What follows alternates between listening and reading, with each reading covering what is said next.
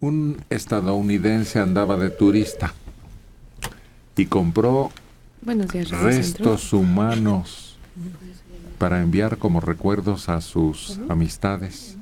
Los paquetes iban dirigidos a su país y tenían la cabeza de un niño pequeño, un pie de bebé y un corazón de adulto. Los habían etiquetado como juguetes. En Bangkok, Tailandia. 3 paquetes con destino a Estados Unidos, pero les alarmó al pasarlos por rayos X. Y se hizo el descubrimiento. Partes de cuerpos humanos conservadas, incluyendo esa cabeza de niño pequeño. Rastrearon al remitente. Era un turista estadounidense de 31 años que dijo haber comprado partes en el mercado negro de Bangkok. Eran raras y quería enviárselas a sus amigos en Estados Unidos. El hombre fue interrogado, pero puesto en libertad más tarde, sin cargos. Los 3 paquetes contenían 5 restos humanos. Tenían destino de Las Vegas, incluyendo uno que se había dirigido él a sí mismo. Había intestinos de bebé, el corazón de un adulto que había sido apuñalado, conservados por separado dentro de envases acrílicos sellados o cajas de plástico. La policía mostró imágenes explícitas de los restos. También había 2 fragmentos de piel tatuada de un adulto. Una imagen del pie del bebé mostró que estaba cortado en 3 secciones. El método de conservación y la forma en que habían cortado los trozos parecía profesional. Entonces estaban investigando. Y sí, habían sido robados de institutos médicos. Qué curiosa Pero qué enfermiza forma de recabar recuerdos para sus amistades en Estados Unidos. ¿Y en qué está pensando?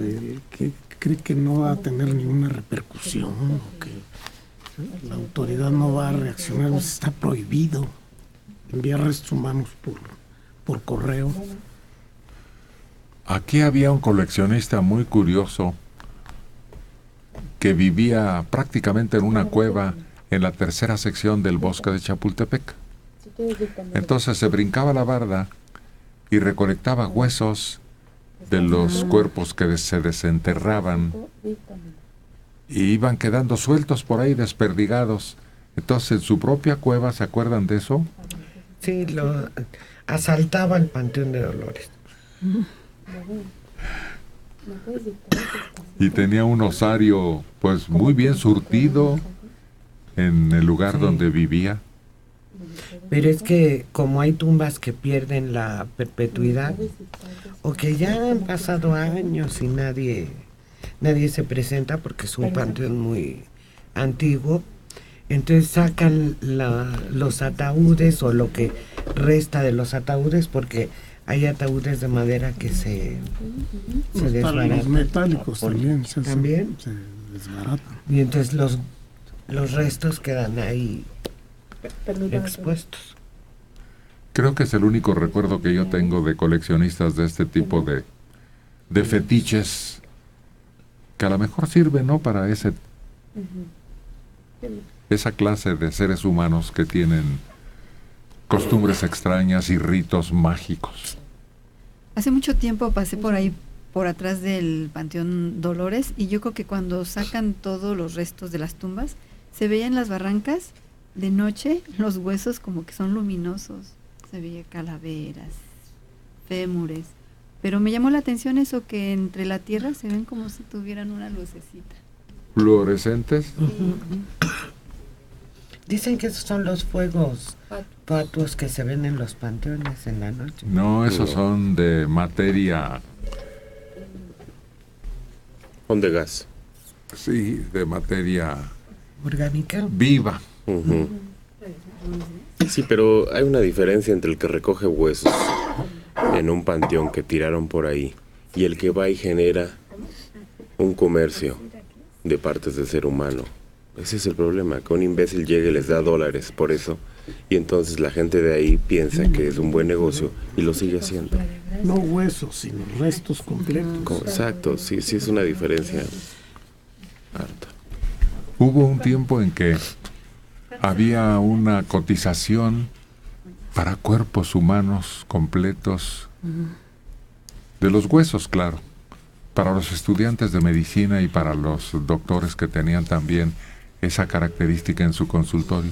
Sí, muchas veces tenían que conseguir cadáveres para sus clases de anatomía y disección. Y tenían que ir donde había.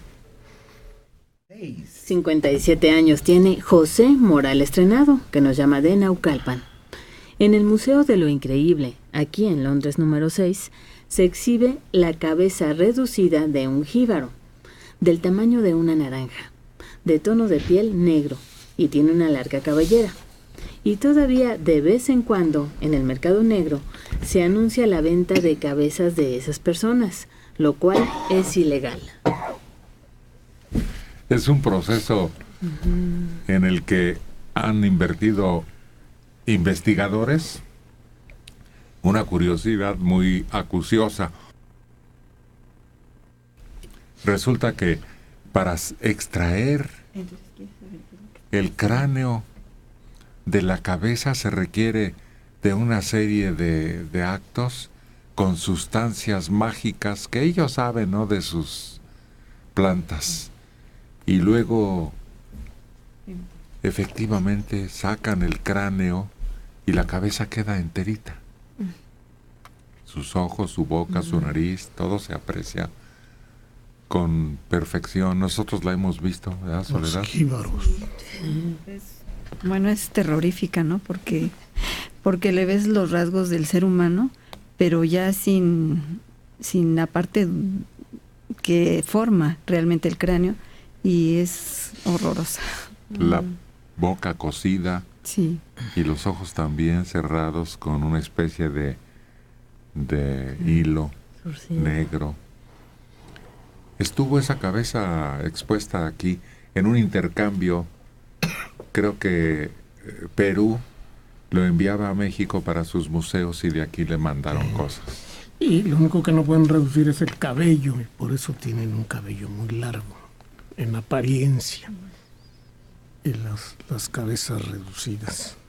Y son trofeos de victoria, de guerra, de guerras tribales. Durante años, en 5 de mayo estuvo expuesta una con el Circo de las Pulgas, frente a la dulcería Celaya.